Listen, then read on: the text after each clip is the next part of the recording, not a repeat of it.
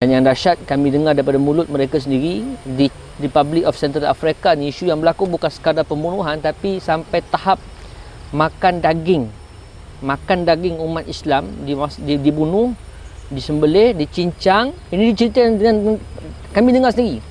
Mereka cerita pada kami sampai menangis-nangis depan kami bila kami buat pertemuan secara ramai-ramai. Okey, saya nak kongsikan dua konflik yang berlaku di Cameroon dan juga Chad yang ramai di kalangan umat Islam khususnya di Malaysia tak tahu.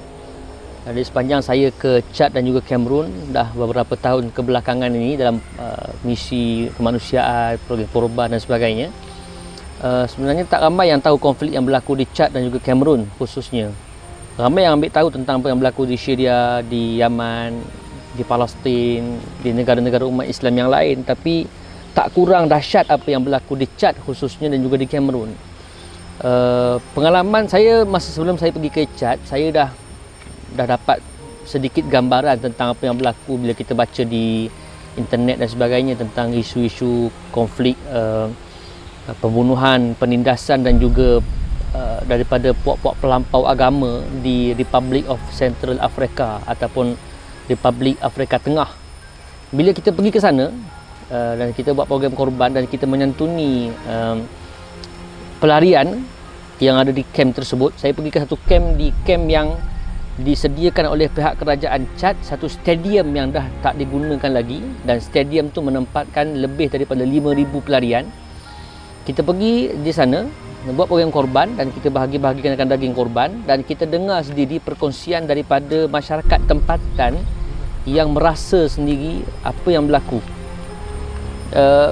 Pelarian daripada Chad ini, pelarian yang lari daripada Republic of Central Africa, menyelamatkan diri, hanya salah mereka kerana mereka mengucapkan la ilaha illallah Muhammadur Rasulullah.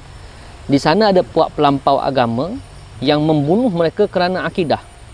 Bunuh kerana akidah. Dulu kita dengar konflik ini berlaku tahun 2012, 2011, hujung 2012, dan dah hampir reda bila masuk 2013. Rupa-rupanya bila kita pergi, rupanya konflik tu masih lagi berterusan, cuma tak diwar-warkan oleh media.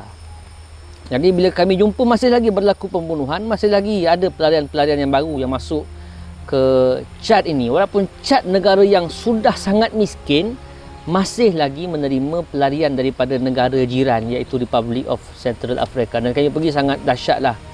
Satu, keadaan penempatan mereka tu pun agak dahsyat, agak sangat dhaif, rumah-rumah pelarian dalam kemah-kemah yang ada, dan memang ada ramai di kalangan pelarian ni yang tak ada rumah pun, hanya duduk di celah-celah kemah dan teduhan-teduhan yang ada. Malah ada yang berkeluarga duduk di situ dengan anak-anaknya dan sebagainya. Dan yang dahsyat, kami dengar daripada mulut mereka sendiri, di Republic of Central Africa ni, isu yang berlaku bukan sekadar pembunuhan, tapi sampai tahap makan daging umat Islam, dibunuh, disembelih, dicincang. Ini diceritakan dengan kami dengar sendiri. Mereka cerita pada kami sampai menangis-nangis depan kami bila kami buat pertemuan secara ramai-ramai. Dia kata ada di antara mereka yang dibunuh, dicincang, digoreng dan dimakan. Allahu Akbar. Bila saya tanya kenapa jadi macam tu, lapar sangat ke orang sana sampai makan daging orang? Cannibal apa ni? Dia kata bukan sebab lapar, makan sebab nak menunjukkan benci dan penguasaan kepada orang Islam, sampai makan. La haula wala quwata illa billah. Ada seorang ayah saya jumpa kawasan pelarian tu, dia kata isteri dia dibunuh dan dikorek anak yang ada dalam perut tu. La haula wala quwata illa billah. Yang cerita tu suami dia sendiri, sampai menangis-nangis waktu kami hantar daging korban ke kemah mereka.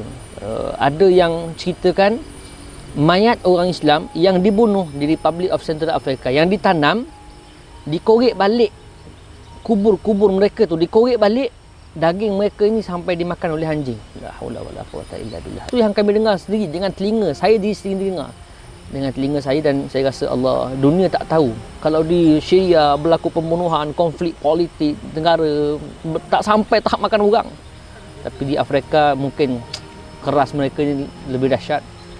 Nanti yang berlaku di Chad, sampai ramai pelarian yang kita pergi, subhanallah, mereka sangat terharu sebab tak ramai orang tahu konflik ini, dan mereka sangat tak dapat perhatian dunia, khususnya di kawasan orang Islam sendiri ataupun daripada saudara umat Islam sendiri. Itu yang pertama lah. di Chad. Kalau di Cameroon, konflik yang berlaku di Cameroon ni bukan macam di Chad.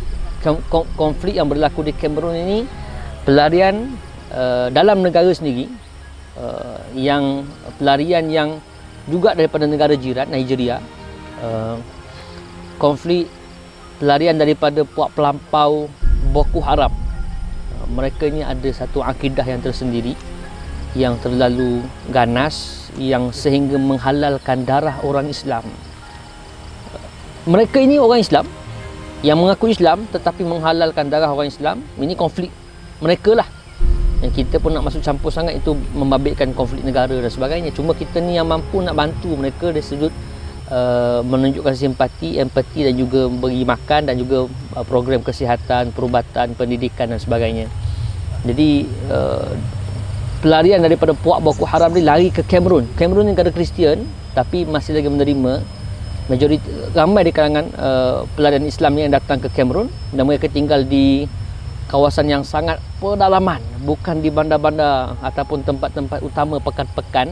Mereka di tempat yang sangat pendalaman, yang kami kalau nak masuk pun mungkin dalam 50 ke 70 km daripada pekan, yang terpaksa lalu jalan macam safari. Kadang-kadang kalau musim hujan kami memang lalu jalan lopak-lopak untuk sampai ke tempat-tempat macam tu, dan mereka yang terpaksa duduk di sana, buat rumah daripada tanah, atap jerami, duduk di tengah-tengah padang, hidup dengan tak ada keperluan asas dan terpaksa nak survive dengan sangat sukar. Bila kami pergi sana, mereka sangat terharu sebab mereka tak sangka ada orang Islam non di hujung Asia yang ingat pada mereka. Ini konflik yang berlaku, juga pembunuhan, penindasan, sampai kalau konflik Boko Haram ni sampai ada yang menyuruh anak-anak membunuh ibu ataupun ayah mereka sendiri, dan mereka sanggup sebab kefahaman akidah yang dah rosak ni. Tapi itu cerita lain. Apa yang kita mampu buat adalah kita mampu bantu, dan kita cubalah sedaya upaya untuk menunjukkan solidariti kita.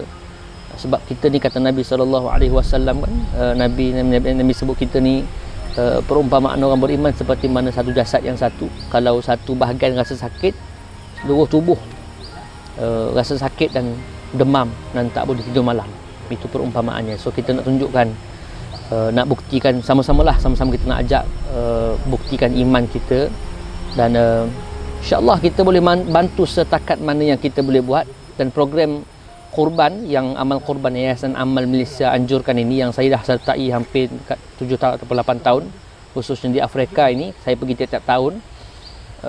Sebenarnya dia menjadi satu jambatan yang sangat kukuh untuk kita menghubungkan di antara kita semua ini. Sebab kalau kita nak masuk ke tempat-tempat konflik ini memang susah sangat. Nak dapat pelepasan, visa, kebenaran, keselamatan, jaminan keselamatan susah. Tapi dengan adanya program korban, ia menjadi satu jambatan yang kukuh untuk kita masuk ke kawasan-kawasan ini, dan menyebabkan kita boleh buat program susulan. Bukan hanya korban touch and go, kita boleh buat program susulan dengan NGO tempatan dan NGO Muslim yang kita gabung jalinkan untuk kita buat program kesihatan, program bekalan air secara berkala, Water for Life, program pendidikan dan sebagainya, yang alhamdulillah sampai saat ini kita masih lagi boleh pergi ke kawasan-kawasan tersebut. Ini berkat penyertaan dan bantuan daripada rakyat Malaysia, khususnya yang menyertai ibadah korban melalui Amal Korban Yayasan Amal Malaysia.